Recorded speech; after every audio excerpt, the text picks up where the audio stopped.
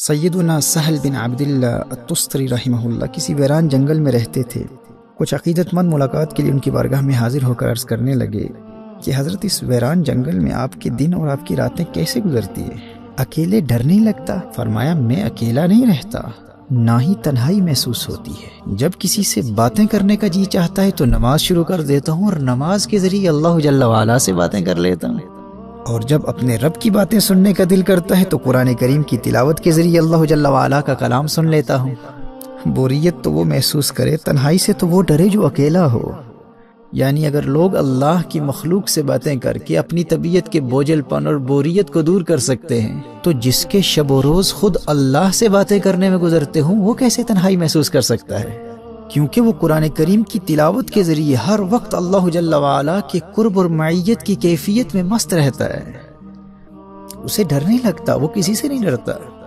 میرے بھائی اور بہنوں، تلاوت قرآن کی حقیقی فیوز و برکات سے وہی مستفیض ہوتا ہے جو اس یکسوئی اور پیار سے تلاوت کرے، گویا کہ وہ اپنے رب سے محو گفتگو ہے اور اللہ کے کلام کے ذریعے اللہ جل وعلا کی جانب سے آنے والے پیغامات کو سن رہا ہے۔ لیکن یہ کیفیت دوسری صورتوں کے مقابلے میں سورۃ الفاتحہ کی تلاوت کے دوران نسبتاً آسان ہو جاتی ہے اور اپنے درجہ کمال تک پہنچ جاتی ہے، کیونکہ سورۃ الفاتحہ کی تلاوت کے دوران انسان نہ صرف تلاوت کے ذریعے اللہ جل وعلا کے پیغامات کو حاصل کرتا ہے بلکہ اس سورت کی تلاوت کے ذریعے وہ اللہ کو پکار رہا ہوتا ہے اور اللہ جل وعلا کی جانب سے ایک ایک آیت کی تلاوت پر جو خاص جواب ملتا ہے اس جواب کو نبی کریم صلی اللہ علیہ وآلہ وسلم نے ہم جیسوں کی آسانی کے لیے لفظ بلفظ بیان فرما دیا ہے کہ اللہ جل وعلا کی جانب سے جواب کیا ملتا ہے۔ دیکھیے، جو اللہ جل وعلا کے خاص مقرب بندے ہوتے ہیں وہ تو باقی صورتوں کی تلاوت پر بھی جو جواب ملتا ہے اسے بھی حاصل کر لیتے ہیں،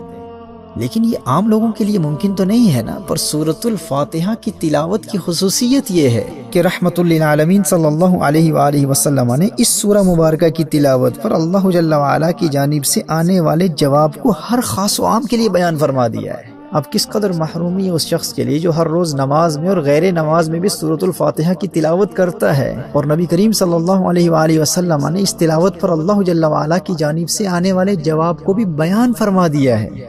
لیکن اس غافل نادان کو آج ان تک یہ موقع ہی نہیں ملا کہ وہ یہ جاننے کی کوشش کرے کہ جب میں سورۃ الفاتحہ کے ذریعے اللہ کی حمد بیان کرتا ہوں اور اللہ کو پکارتا ہوں تو میرے اللہ کی جانب سے کیا جواب آتا ہے۔ تو سماعت فرمائیے، حدیث قدسی ہے، نبی کریم صلی اللہ تعالی علیہ وآلہ وسلم نے ارشاد فرمایا کہ اللہ جل وعلا نے ارشاد فرمایا میں نے صلاۃ کو اپنے اور اپنے بندے کے مابین تقسیم کر دیا ہے۔ صحیح مسلم کی حدیث کے الفاظ یوں ہیں، فَنِصْفُهَا لِي وَنِصْفُهَا لِعَبْدِي۔ اللہ ارشاد فرماتا ہے سورۃ الفاتحہ کا ایک نصف میرے لیے ہے اور ایک نصف میرے بندے کے لیے ہے۔ فَإِذَا قَالَ الْحَمْدُ لِلَّهِ رَبِّ الْعَالَمِينَ قال اللہ حمدنی عبدی۔ جب بندہ الحمدللہ رب العالمین پڑھتا ہے، جب بندہ کہتا ہے کہ تمام تعریفیں تمام خوبیاں اللہ کے لیے ہیں جو سارے جہانوں کا مالک ہے، تو اللہ کیا جواب ارشاد فرماتا ہے؟ اللہ ارشاد فرماتا ہے حمدنی عبدی، میرے بندے نے میری حمد بیان کی۔ فاذا قال الرحمن الرحیم، جب بندہ الرحمن الرحیم کہتا ہے، جب بندہ کہتا ہے بہت مہربان اور بہت رحیم، بہت رحم والا، تو اللہ کی جانب سے جواب کیا آتا ہے؟ اللہ ارشاد فرماتا ہے اثنا علی عبدی، میرے بندے نے میری ثنا بیان کی۔ اللہ کی جانب سے آنے والے اس پیار بھرے جواب پر غور کیجیے اور اسے زبانی یاد کر لیجیے اور آج ارادہ کر لیجیے کہ آج کے بعد جب بھی سورۃ الفاتحہ کی تلاوت کروں گا تو اللہ جل وعلا کی جانب سے آنے والے اس جواب کا تصور کرتے ہوئے روحانی طور پر اللہ سے ہم کلامی کی اس کیفیت سے لطف و سرور حاصل کروں گا۔ کس قدر پیار سے اللہ ارشاد فرماتا ہے حمدنی عبدی، دیکھو میرے فرشتوں، میرا بندہ میری حمد بیان کر رہا ہے۔ اثنا علی عبدی، ارے دیکھتے نہیں میرا بندہ میری ثنا بیان کر رہا ہے، گویا کہ اپنے فرشتوں سے فرما رہا ہے دیکھو میرے فرشتوں حمدنی عبدی۔ اور جب تم کہتے ہو الرحمن الرحیم تو اللہ گویا اپنے فرشتوں سے فرما رہا ہوتا ہے دیکھو میرے فرشتوں اثنا علی عبدی، میرے بندے نے میری ثنا کی ہے۔ صحیح مسلم کی یہ حدیث ہے، نبی کریم صلی اللہ تعالی علیہ وآلہ وسلم ارشاد فرماتے ہیں کہ اللہ فرماتا ہے فَإِذَا قَالَ مَالِكِ يَوْمِ الدِّينِ، جب بندہ کہتا ہے مالک یوم الدین، روز جزا کا مالک، قال مجدنی عبدی، اللہ ارشاد فرماتا ہے میرے بندے نے میری بزرگی بیان کی، سبحان اللہ۔ فَإِذَا قَالَ إِيَّاكَ نَعْبُدُ وَإِيَّاكَ نَسْتَعِينُ،